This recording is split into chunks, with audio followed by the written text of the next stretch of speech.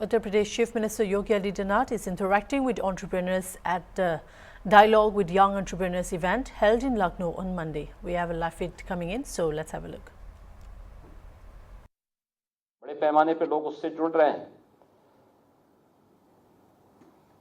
अलग अलग सेक्टर में कार्य हुए, निवेश के सेक्टर में कार्य हुए, पुलिस की आधुनिकीकरण पर कार्य हुआ, इंफ्रास्ट्रक्चर पर कार्य हुआ। हमारे पास 57,000 ग्राम पंचायतें हैं।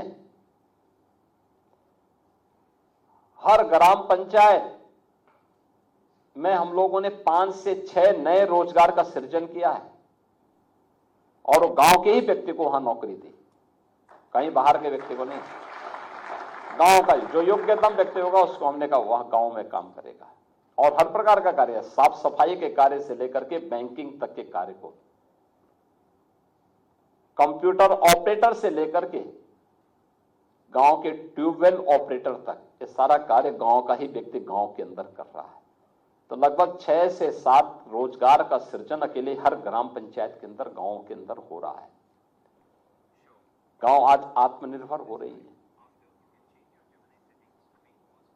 उत्तर प्रदेश देश के उन चुनिंदे राज्यों में है जिनके गांव में आबादी अभी भी काफी बड़ी आबादी रहती है। उत्तर प्रदेश में 65 से 70% आबादी अभी भी ग्रामीण क्षेत्र में निवास करती है। अर्बनाइजेशन हमारे यहां काफी देर से प्रारंभ हुआ। यद्यपि उत्तर प्रदेश के अंदर पहले देश के बड़े महानगर हुआ करते थे। कानपुर देश के 4 महानगरों में गिना जाता था। लखनऊ है, आगरा है, वाराणसी है, प्रयागराज है। लेकिन समय के अनुरूप उस प्रकार का माहौल न होने के नाते लगातार डिटोरेशन होता गया और एक समय ऐसा भी आया कि जब एक प्रकार की व्यवस्थाएं ठप सी हो गई थी। लेकिन आज ऐसा नहीं है।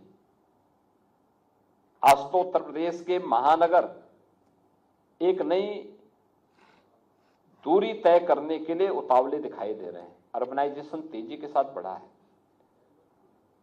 तो स्वाभाविक रूप से वहां सुविधाएं भी उसी तेजी के साथ बढ़ानी पड़ेंगी, उससे दुगनी स्पीड से बढ़ानी पड़ेगी। और इसके लिए अनेक कदम उठाए गए और उस कदम का परिणाम ही है।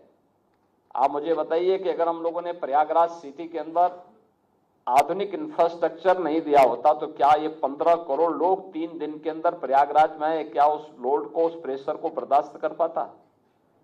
कभी नहीं कर पाता। जब हम लोग कुंभ के क्षेत्रफल को बढ़ा रहे थे, महाकुंभ का जो क्षेत्रफल वह पहले मात्र 1000 एकड़ क्षेत्रफल में होता था। 13 में 2000 हुआ। हमने उसको बढ़ा करके 10,000 एकड़ क्षेत्रफल में फैलाया।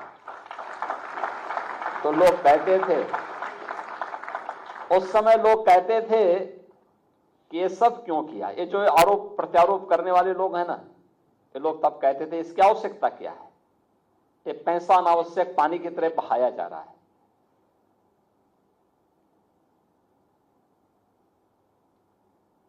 ऐसा क्यों सरकार कर रही है? हमने कुंभ के आयोजन में 7,500 करोड़ खर्च किए हैं, लेकिन ये 7,500 करोड़ वह है जो इंफ्रास्ट्रक्चर पर खर्च हुआ है। खासतौर पर प्रयागराज में 14 नए फ्लाईओवर बने, 6 अंडरपास बने, 200 से अधिक सड़कों के चौड़ीकरण का कार्य हुआ, नए कॉरिडोर बनाए गए, रेलवे स्टेशन का विस्तारीकरण हुआ, एयरपोर्ट के